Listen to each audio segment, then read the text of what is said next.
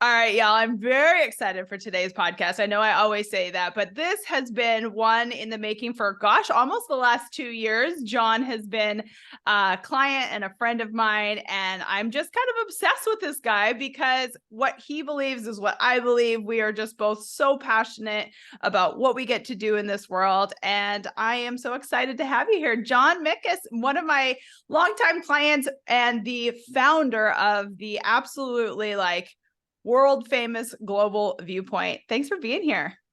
Thank you, Christina. Great to be here. Great to chat as always. I'm so excited. John and I just had a coaching session before this, and it just kind of got me fired up about one of the reasons why I just love working with you. And we're just so passionate about the inner journey and the outer journey. And obviously, John is a travel blogger. I'm going to let him kind of tell you exactly what he does and what his perspective is here, but we're going to dive all into it because I'm so excited to talk about this. I just think that more people need to realize that, I think something that you're so passionate about is just really living a life that you're so aligned with. And so tell everyone who you are. Absolutely. Yeah. So my name is John Miksis, travel blogger from Boston. Been doing this thing now for 6.5 years, which is just mind boggling. It feels like it was yesterday when I was, making that big decision of, do I leave my 9-to-5 job and focus on this passion project, or do I stay, do this as kind of like a side hustle? It feels like it was yesterday, truly, but I've been doing this now for over 6 years. And for me, it's evolved a lot over time because, just like anything else, right? Like as we go through life, we change. What we enjoy changes. So I started out doing, lots of history, culture, UNESCO sites, European travel. I was kind of niched into those areas. And over time, COVID came into the mix. My interests and stuff, my hobbies changed a little bit. And now I've become more into nature. First of all, COVID got me into nature.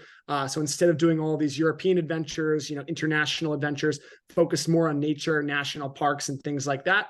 But I've really, extended into lots of different areas over the years. And one thing that I'm really passionate about today are the retreat side of traveling. So going on wellness retreats, yoga retreats, meditation, mindfulness, all that good stuff. I love the idea of traveling to unique and exotic places around the world with an intention, with like-minded people, and really gaining value from the experience. Because for me, it's like when I think about the early days of traveling, when I was just this budget backpacker going from hostel to hostel on $20 a day, for me, it was all about adventure and exploration. I didn't have a good working phone plan when I lived in Spain back in 2014. I would try to get Wi-Fi in certain places, but they didn't have Wi-Fi readily available back then as much as they do now. So it was really an adventure. It was kind of like, the first European explorers who went to the New World, and it was just like uncharted territory. Everything was so new and exciting. And you think back to the 1960s, the 70s, when there was no internet, no cell phones whatsoever. And these people would just be equipped with maybe knowing some of the language, maybe not, but they'd go backpacking, go into these foreign lands. And it was true exploration. Challenge is one of, excitement. And obviously you learn a lot, but it's also one of heartbreak and challenges, because you go into some places and you figure out that things are a little bit different than what you expected. Sometimes you miss a flight. Sometimes you miss, your connection. Things, sometimes shit just hits the fan, to put it frankly. And so for me, it's like, how do I feel that same sense of discovery and adventure? And for me, that's led me down the road of retreats where I learn a lot about myself, learn a lot about different skills and mindset stuff, in addition to the traveling. So really, I've liked to integrate those two worlds. That's what I've been doing a lot of the past couple of years. I've been on over, 15, 20 retreats now around the world. And it's really opened my eyes to this whole area of self-discovery and personal development, in addition to the traveling stuff. Yeah, you guys, I want you to hear that. So John, I think you and I connected in February, maybe January, February of 2021 or 2022, right? 2022? Yeah. Yep. 2022. So that's almost up to 2 years. And I promise you, John is literally gone on 15 retreats since we've started working together? Pretty sure something like that. Yes. You guys, it is bonkers. And I'm like so proud of him every single time. And I'm like, these aren't just like regular ass retreats, you guys. He has done like Wim Hof retreats. He's done retreats in like South Africa and Spain and Portugal and Mexico and California. Like, it's just so amazing. And it's just like, it just is a testament to who you are. You are so good about becoming a better human, becoming a better version of yourself and really figuring out who you are and what you want to do on this planet. And it comes across obviously in your work. Even, we were just talking about it on our coaching call. We were just talking about like, you have all of these articles to serve so many people around the world. And just like, it was very simple. Like, I think business is very simple. Like, do a really good job at what you do and you'll make really good money. And you're living proof of that. And it's just so freaking cool. So take us back kind of how this started, because I know so many people think that like being a travel blogger, like this has got to be like the world's greatest job ever. But you didn't come from this. You had, you're young and people don't really, how old are you?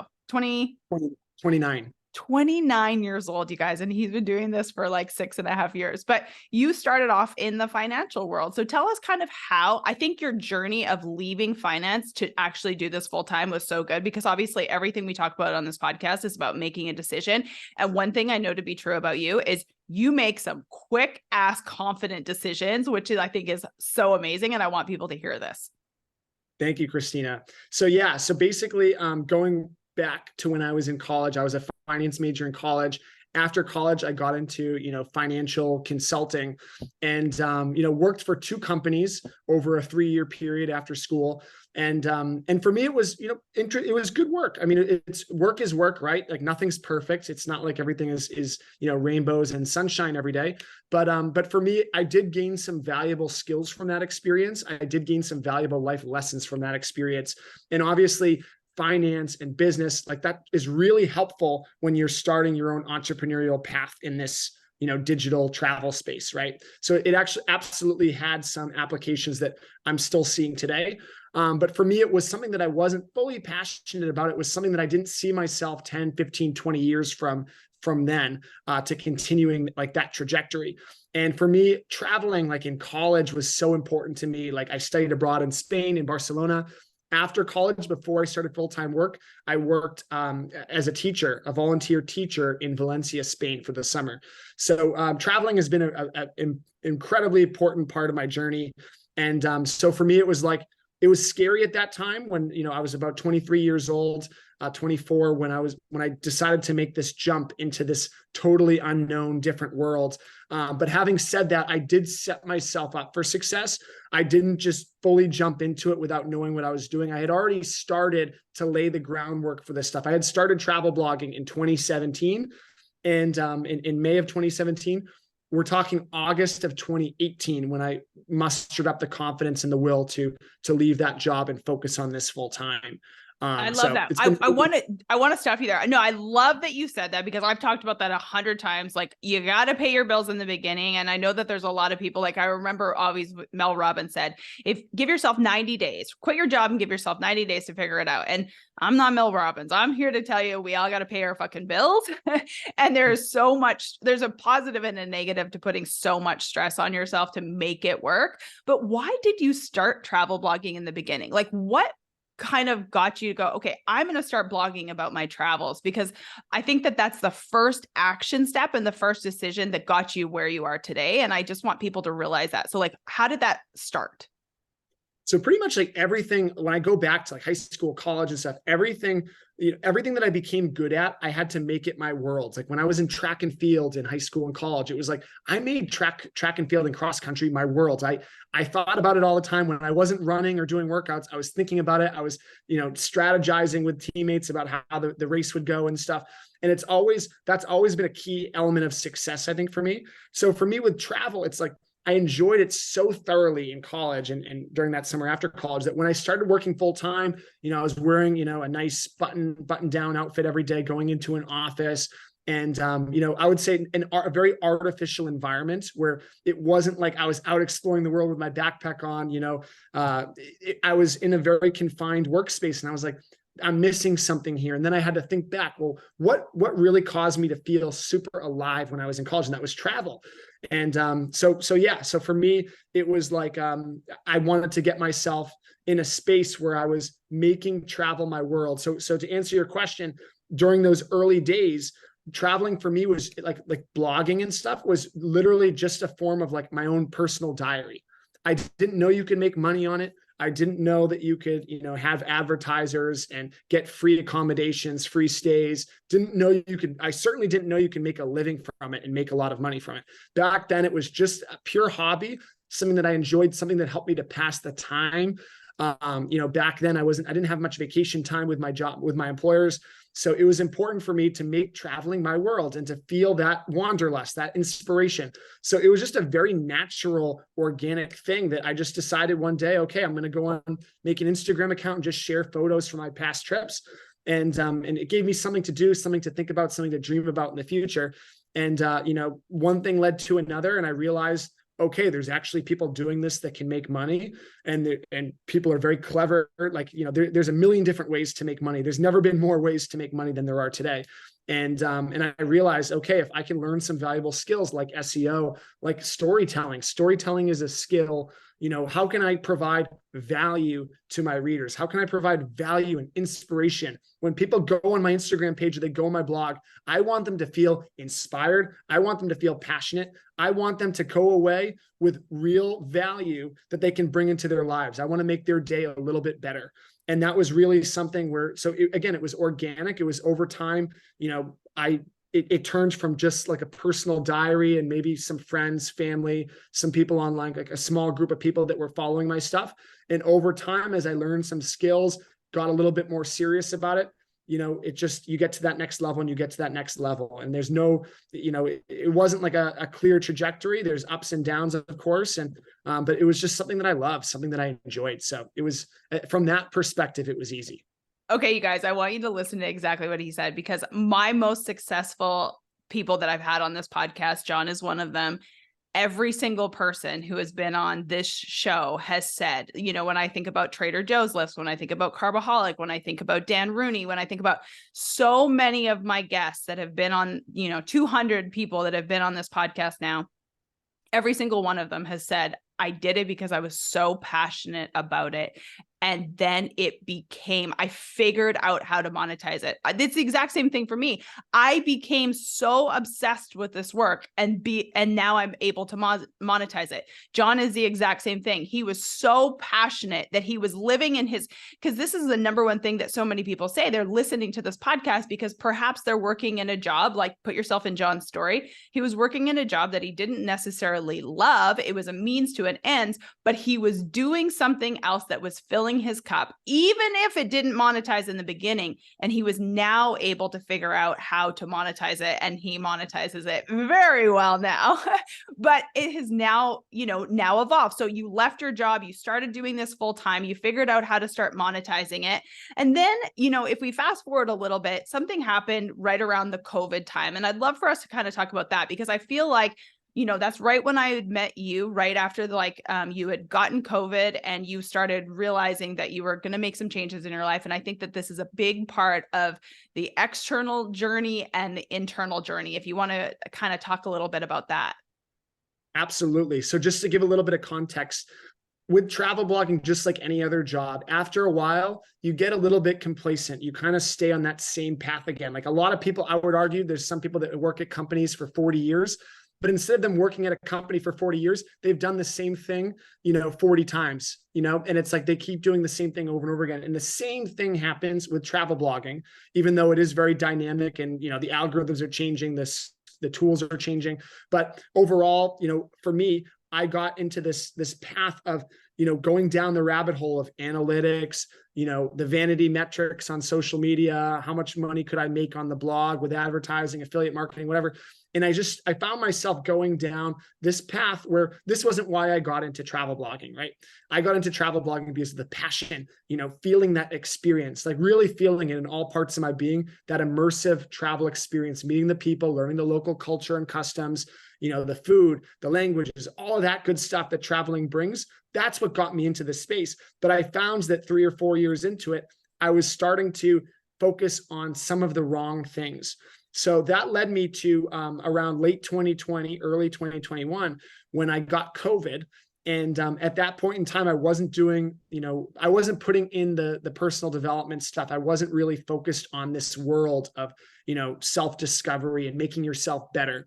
And what I found is that I got something called long COVID.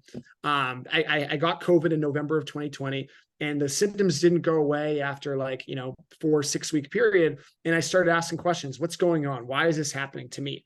And, you kind of go through like the 4 stages, right? Of like grief, and then like you recognize it, you accept it, whatever. And after going through this process of being like, why is this happening to me? I'm 27 years old. I should be healthy. What's going on?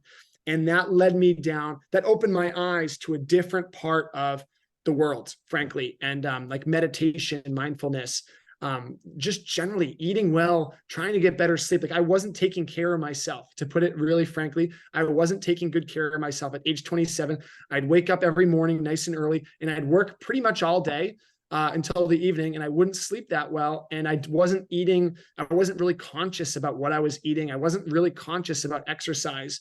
And I wasn't really conscious about like relationships. Like I kind of like let a lot of other things go, like many entrepreneurs do. When you're trying to build a business, you kind of decide, like at least in the short term, that you like there's going to be sacrifices that are made. With any decision, there's always sacrifices. Entrepreneurship, definitely so. So for me, I realized I was cutting a lot of corners in my life. And miraculously, so I had symptoms, that still lingered for about 6 months afterwards. And then I made the decision in a certain moment. I was doing mindfulness meditation and stuff, and I said, I am not going to say this story anymore, that I have long COVID. Like the world, look at all this stuff that's happening to me, and it's hurting me. And it was like a switch of the brain almost, where I was meditating one day and I had just this epiphany, this lightning strike sort of moment. And I realized that any ailment, any disease, like there's a deeper reason for it. You don't just get sick. You don't just manifest all of these symptoms for no reason. It's not just physical. There's something emotional. There's something perhaps spiritual, mental. Like there's a lot of other reasons lurking below the surface, lifestyle. And so it led me on this path of personal development and going on retreats. I went on a Dr. Joe Dispenza retreat. That was the very first one that I did. It was 8 days or 9 days long. And it was like meditating all day from morning to evening, every single day. And you really go deep in these types of meditations. Like if you've never meditated before, it's a really interesting experience. It's scary at first if you sit with your thoughts for a long time and you've never done that exercise before. Like you want to ease into it, of course.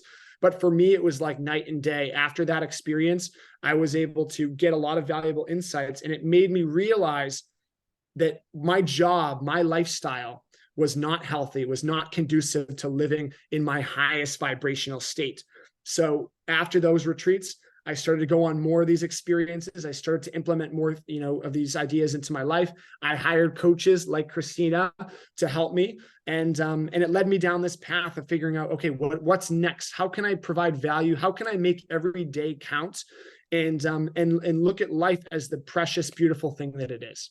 I love that. One thing that John and we were even talking about it today on our call. One of the things that you and I aligned very much on is that life is short. I remember I heard you on another podcast. You were talking with one of your friends, and you were talking about how you do realize that, life is precious, and that, you travel a lot. And one thing I just love about John, I've never actually met John or his wife in person, but I just love your relationship with your wife, Marie. You guys, he talks like you want a spouse to talk about your partner the way John talks about his wife, Marie. You guys have such a great relationship. You got married so young, and you're just like really a really cool team. And I just think it's so awesome. It's just inspiration for all you single ladies out there. There's some good guys out there, but the way that you speak about your wife is lovely. I truly do believe that. So I just wanted to throw that in there. But I think that it's really cool that one of the things that you and I really align on is that life is really short. And on that podcast, I heard you were talking about with your friend, you said, you don't know if every every day is guaranteed, and you travel a lot solo. And I definitely do want to talk about that, because you say it's like one of the best things that you do is you travel solo, and you're a big proponent of that, even though you have been married for however many years that you've been married. You and Marie have been together a long time, but you do realize that like it may be the last phone call, it may be the last trip, it may be that. And I think that, I don't know, and maybe you can speak, how did you learn that? Like, I speak about that a lot. And I think that for some people, it's really off-putting to them, because they're like, why are you talking about death? But I also think it allows me to live a lot fuller than most, because I truly do realize that life is really short. Where did you learn? So for me, going back to that long COVID experience, I actually had a panic attack one night during that 6 or 7 month period when I had these symptoms. And, because I was like, at that point, one of my symptoms was digestion related. And like, I would react to certain foods, which was very strange, never happened to me before. And it thankfully doesn't happen anymore. It was just during this one period of time. But anyway, I had a panic attack, and the ambulance came, brought me to the hospital. And it was in that moment where I thought like I was going to die. Like, it felt like I was going to die. And it was very, very scary.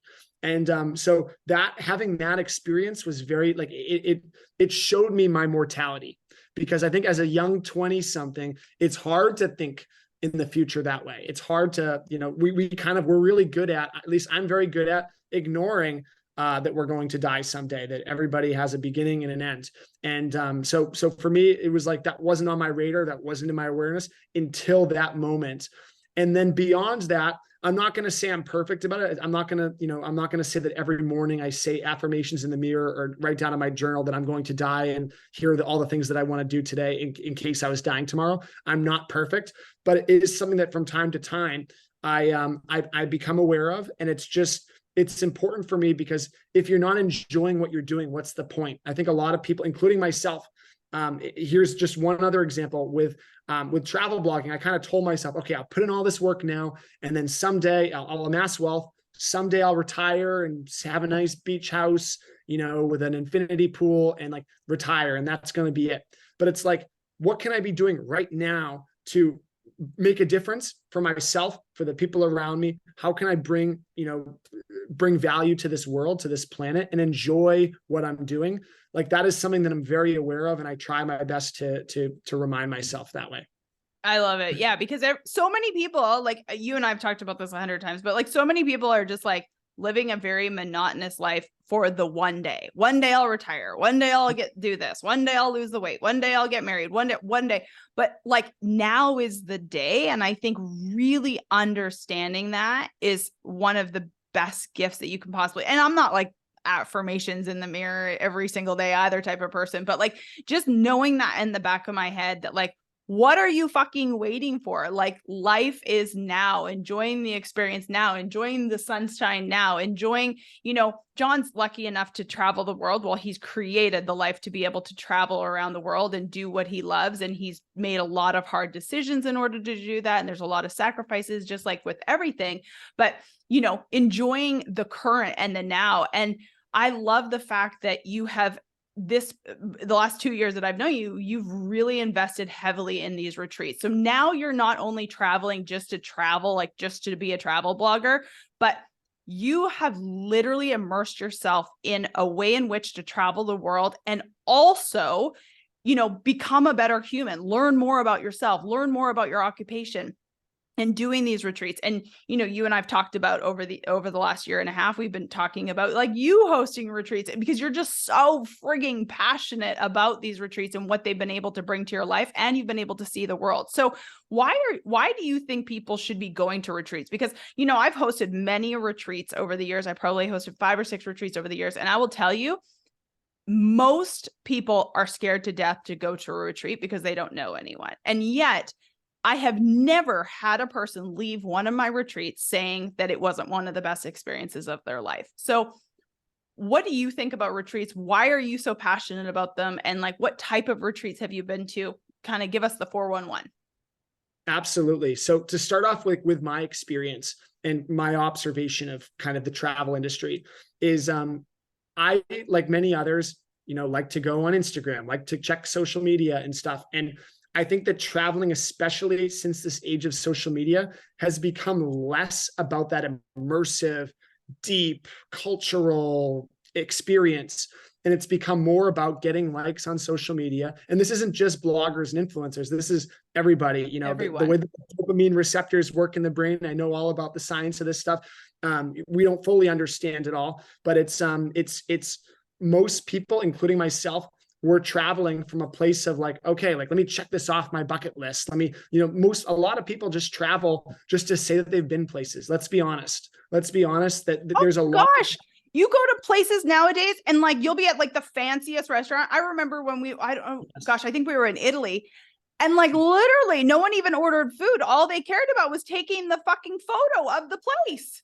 Yes. And it's not just the influencers anymore that do this. It's everybody. Everybody's an influencer today. Everybody's a blogger. Everybody's documenting things and showing it. And, you know, that's the reality of it. I think we have to be honest about, there's a large percentage of the travel industry that's dedicated towards Instagrammable stuff. The restaurants, everything, that the way that they're created, the way that the design is, the layout, everything is kind of set up for Instagrammable stuff. And for me, you know, it was no different. I was really focused on that as well, documenting my travels. Obviously, I make money. This is my job, so there's you know, a business element to it, but there's also a personal one as well. And for a lot of people, it's like you travel, and it's like it's too easy nowadays. You know, when I go to Italy, I can just check Google Maps and get around very easily. I can use different apps on my phone, different tools.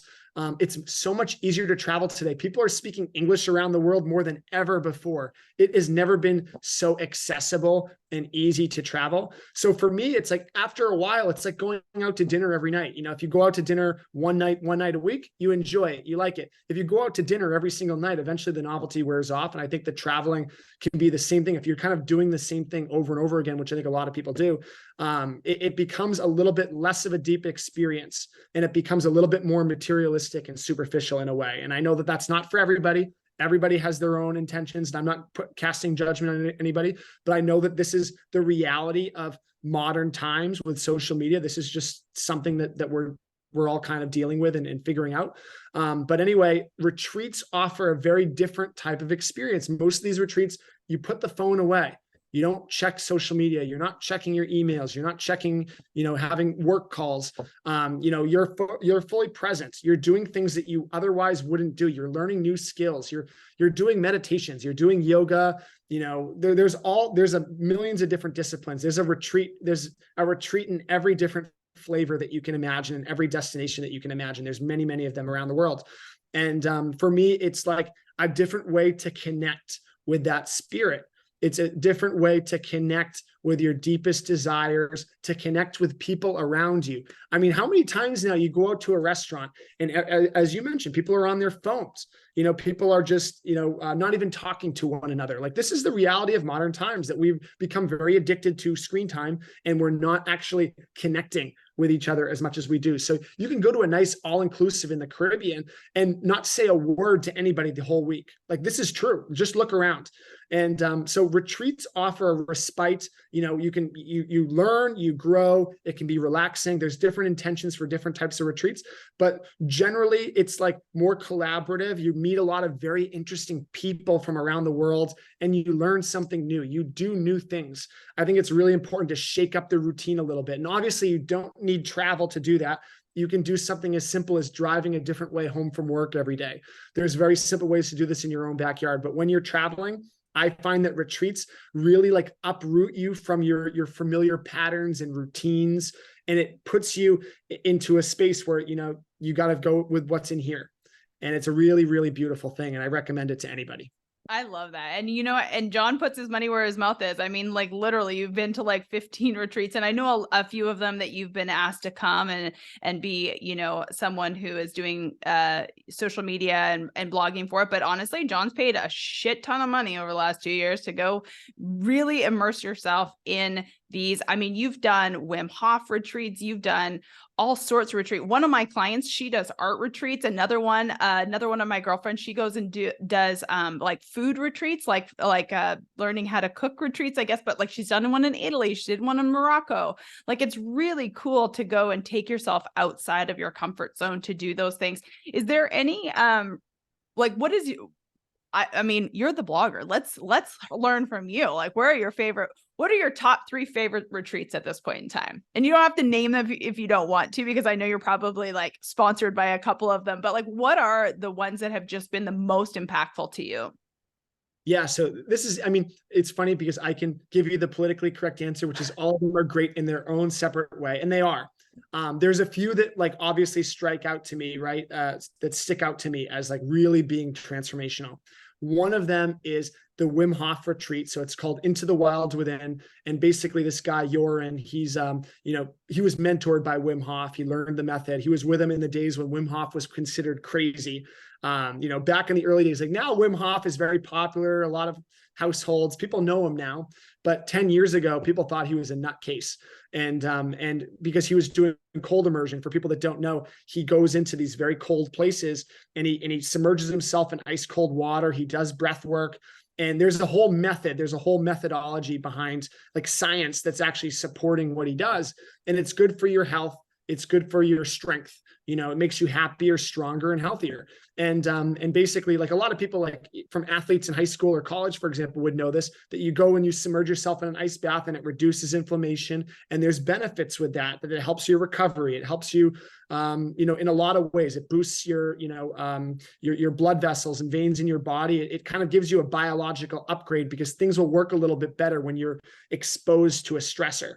Right. So people go in the sauna for the same reason. Sauna has a lot of benefits as well. When you put your body in stress, whether that's working out, running, weightlifting, sauna, cold immersion, they all have benefits in the sense that it's a stressor on your body and you overcome it. And there's a huge benefit with that. But there's many different benefits of cold immersion. And I was very, very intrigued and fascinated by it, which is why I decided to do the experience.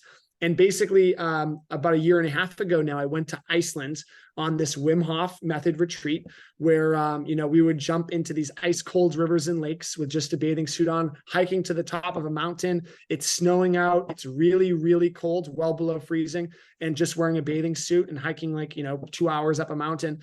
And really these physical challenges opened me up to the idea that like my spirit, my soul is so much more limitless than I ever would have thought. And it showed how much more that I was capable of doing. That a lot of people set these self-imposed limitations on their abilities. We've all been there. And this cold immersion retreat in Iceland showed me in a very physical way what my body's capable of doing. And that gave me so much confidence, like more confidence than you can ever believe.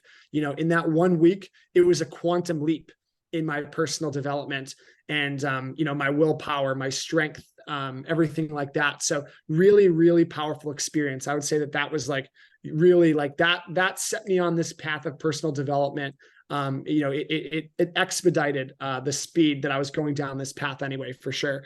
I remember our call before and our call after. I mean, that was a absolutely life-changing experience for you. There was no question about it. Life-changing. And it's funny because I've traveled to 57 countries. I've seen a lot of stuff.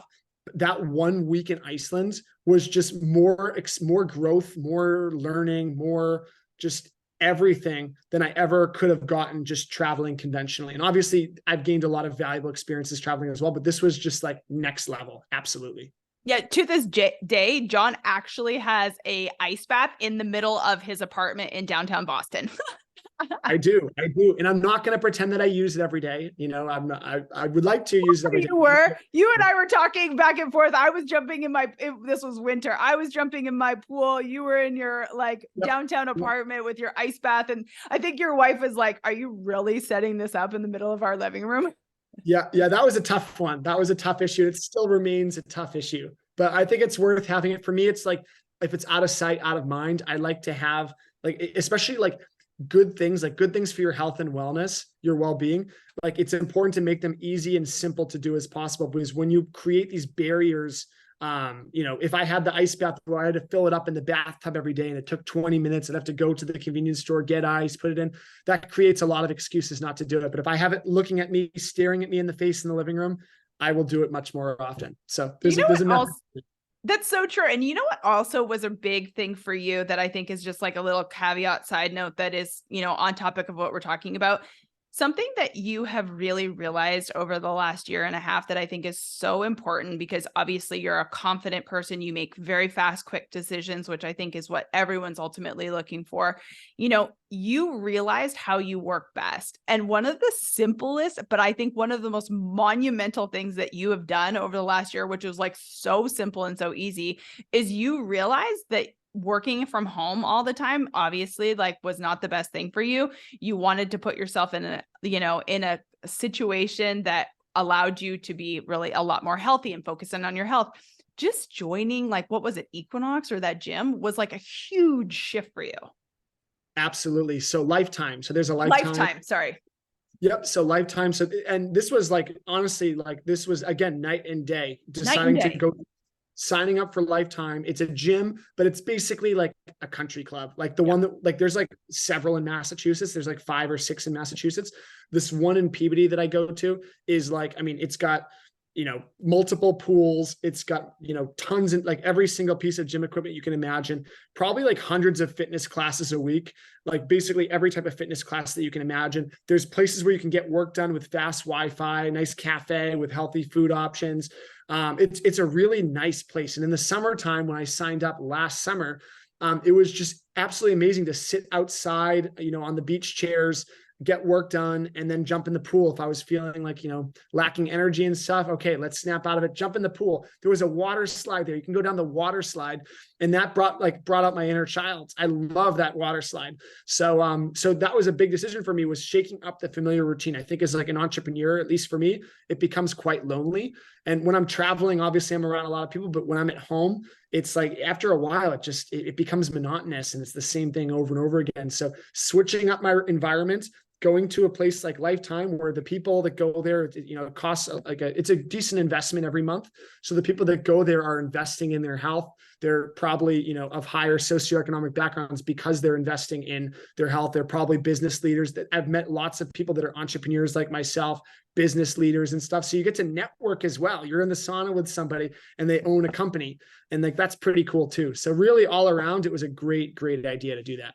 Yeah. And I think that just goes back to the fact that like you really are just putting yourself in situations, whether it be a retreat, whether it be joining Lifetime, whatever it is, you're constantly putting yourself in an environment to up level your community and also making yourself better. And I think that that's just so unbelievably important that I think not enough people do. And, we're talking about travel, but we're also talking about personal development and becoming that best version of yourself. Like I'm obsessed with everything that you do, because I think that it is the most important thing that you are just making some really quick, good decisions to upgrade your lifestyle, which have in turn, been hugely beneficial to your business as well, obviously, which is really important. And I know that you talk a lot about this on your blog, globalviewpoint.com, and on all your social media platforms. I know everyone wants to like go and follow you there and look at all these things, but you talk a lot about you've shifted over the last like year and a half probably to talking a lot more about the personal development space. You talk a lot now more about the retreats. Why has that become so important to you?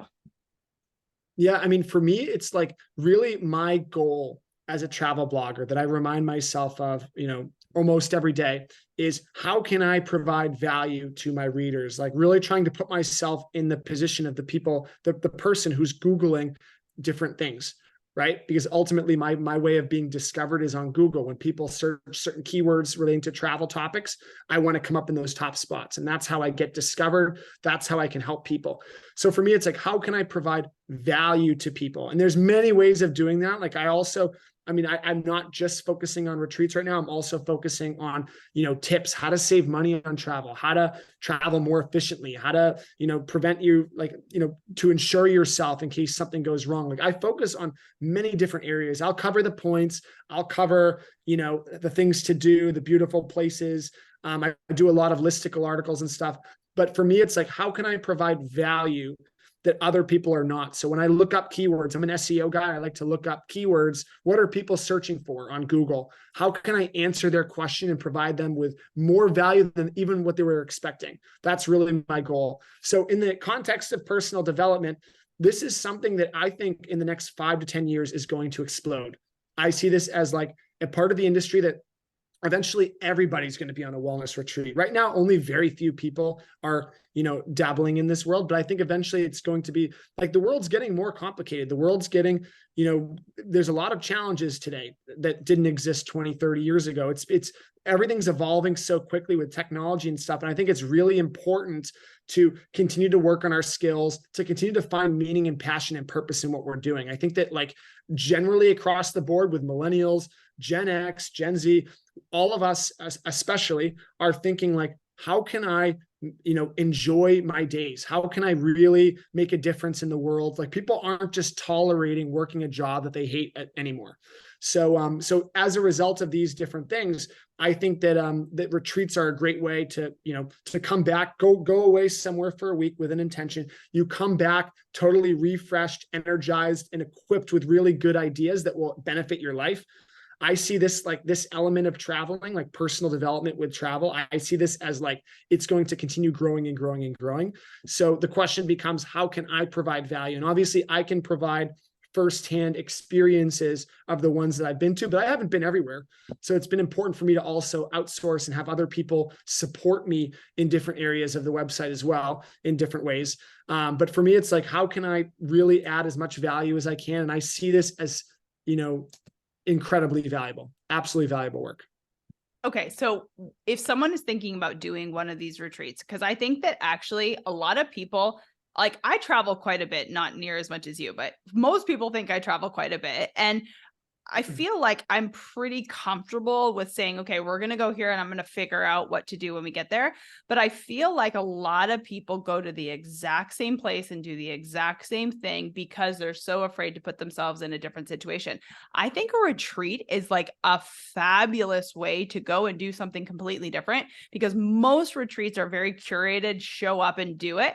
But the number one thing that I have found is that most people are afraid to go if they don't have someone to go with them, or they're afraid of what's going to happen, or they're afraid of what people are going to think. And, women in particular, and I'm just saying this because, all of my retreats to this point have just been women based. Women are so afraid that everyone else there is going to be way ahead of them, or they're not going to fit in and all of the things.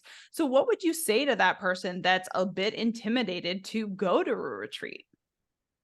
Yeah, I think really, there's many different things that I would say to many different people, but I think like it's one of those things where I think in life, we have to expose ourselves to challenges and get outside of our comfort zone. Like that's a philosophy that you and I share and many others share, is that we need to just get out of our comfort zone. And retreats provide generally a very safe space to be able to do that, where there's, as you said, it's curated, there's a schedule, like there's someone facilitating and taking care of you. If you have an emotional release or if things are happening, you've got people around you to support you. So it's like a very safe way to really dive into, getting out of your comfort zone. So I look at it as like they're structured and very helpful and safe. So I think that alone is really helpful. But again, it's like, it's a philosophy, right, of building trust. And I think that's the beauty of travel as well, is that like, I look back to my first experiences backpacking in new countries and not knowing the language, not having that much money on me, and just kind of like figuring it out. Like, even if shit hits the fan, like even like I've missed flights before, like sometimes things happen, like the rental car gets scratched, like stuff happens from time to time, right? And that were outside, like that you didn't foresee. Like things are always like life, always things are going to happen that are unexpected. And when those things happen, it's like I look back in time and I'm like, it always worked out for the better. Even when those challenging, situations happened, it was always like, wow, I'm so glad it did, because if it didn't, then this wouldn't have happened. Right. So I think that, that it's like, it's a personal philosophy, and like you gain a little bit of trust and you want to take baby steps with it. But for me, it's like, every time I've thrown myself out into the world and done something scary, it's always worked out for me. So it's like that bias of like, the more I do it, the more that I'm getting real, like feedback in real time that's saying like, this is working out for me. So then it's like, I'm building that trust. Right. So I think that it just like anything else, it's like starting off with baby steps. What can I do at home to get out of my comfort zone? What can I do today that I don't want to do, but that will bring me more joy or, make me better in some way? It's like, how do we start with those baby steps at home? And like, yeah, maybe I wouldn't recommend, someone who's never left the country before to go on a retreat, an ayahuasca retreat in the Amazon rainforest. Like, no, like there's definitely like levels to this thing.